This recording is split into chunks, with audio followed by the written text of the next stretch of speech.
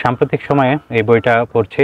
Already এই বই নিয়ে একটা ভিডিও আমি দিয়েছি, এই বইয়ের একটা কবিতা আবৃত্তি করে শুনিয়েছি।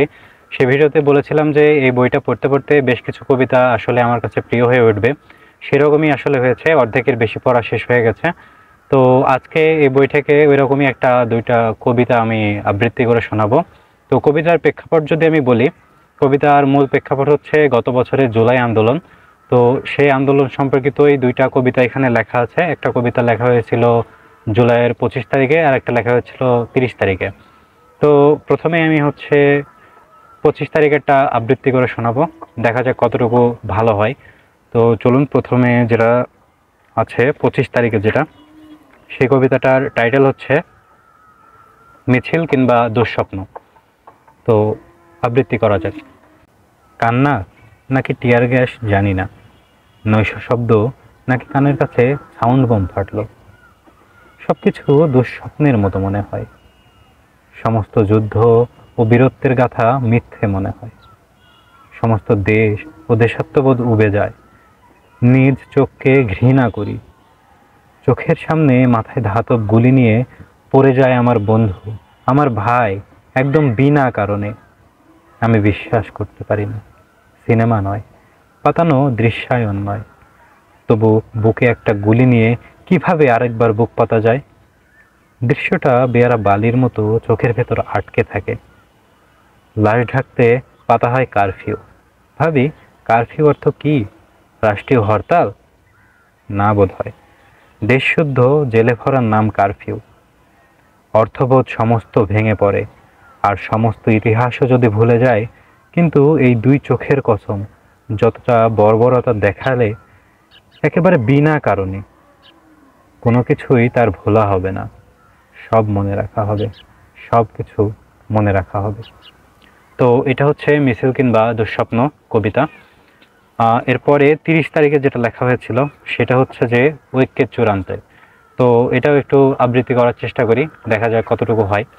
হয়তো তাদের বন্দুক উদ্যত, হয়তো তাদের জেলখানাতে পান্তর, হয়তো তাদের ঈশ্বরের মতো জোর, হয়তো তাদের হায়নারা তৎপর। কিন্তু লাল হয়ে আসা রাস্তার সব কটা পথচারী আমাদের। চায়ের দোকানে, রাস্তার মোড়ে সবকটা কণ্ঠ আমাদের। জানালায়, বারান্দায়, অলিপথ, বাজারে সবকটা চোখ আমাদের। দেওয়ালে, সোশ্যালে, বুকের অনলে সবগুলো স্লোগান আমাদের। দুনিয়ার সমস্ত বিপ্লবের গান ও কবিতারা আমাদের। সমস্ত বিবেক সম্পন্ন মানুষ, জুলাইয়ের রক্তিম আকাশ আমাদের। ক্ষুধারা আমাদের দিকে অধীর তাকিয়ে আছে ততোধিক ক্ষুধায়। শানিত আমাদের ধার দিয়েছে অসীম অবর্ণনীয় ঘৃণা। মৃতেরা আমাদের তাড়িয়ে দিয়েছে ভয়। জেলের ভেতরে বাইরে সকলে আমাদের বন্ধু। অতএব চাও, যা খুশি চাও। এটা কোনো স্বপ্ন নয়, চিরাগের দৈত্য নয়। এ বসন্ত তাই দেবে যা চাইতে পারবে। অতএব দেরি করো না, শুধু চাও। তো এই ছিল দুটো কবিতা। আরও অনেকগুলো কবিতা আমি ইতিমধ্যে যেগুলো পড়েছি, এর ভেতরে বেশ কয়েকটা কবিতা আমার এখনো পছন্দের আছে, এখনো শেষ করতে পারিনি, তবে বেশিরভাগই শেষ করেছি আর কি। তো পুরোটা শেষ করার পরে আরও বেশ কিছু কবিতা আবৃত্তি করার চেষ্টা করব। কতটুকু পারবো আসলে জানি না। তো বা যে কয়টা আবৃত্তি করছি সেগুলো বা কেমন হচ্ছে সেটা হচ্ছে লেখক বলতে পারবেন। তার লেখার যে ভাব সেটা আমি আমার আবৃত্তির মাধ্যমে ফুটিয়ে তুলতে পারছি কিনা সেটা পুরোটাই লেখক বিশ্লেষণ করতে পারবে। তো আজকে এতটুকুই। আর যারা এই বইটা পড়তে চান, কিনে পড়তে পারেন। এই বইমেলাতেই এসেছে, আগের ভিডিওতে বলেছিলাম দিগ্বিজয় আজাদের লেখা, এটাই তার প্রথম বই। এবং বইটা হচ্ছে প্রেমের কবিতা। যদিও কবিতা শুনে আপনাদের মনে হতে পারে যে প্রেমের কবিতা বলছি ঠিকই, বাট পড়ছি সংগ্রাম বা এই টাইপের কিছু। তো আসলে এটাই হচ্ছে তৃতীয় বিশ্বের প্রেম। তৃতীয় বিশ্বের প্রেমটা আসলে কেমন হয় সেটা এই বইটা পড়লে আপনি অনেকটা উপলব্ধি করতে পারবেন। তবে এমন না যে সবগুলোই এমন, বেশ কিছু প্রেমের কবিতাও আছে। আসলে প্রেম খুঁজতে জানলে সব জায়গাতেই প্রেম পাওয়া যায়। তো হ্যাঁ, যারা পড়তে চান তারা পড়তে পারেন। বেশ গভীর চিন্তাধারাতে কবিতাগুলো লেখা হয়েছে, আমার তো বেশ ভালো লাগছে পড়তে। আশা করি কয়েকদিনের মধ্যে পুরোটা পড়া শেষ হয়ে যাবে।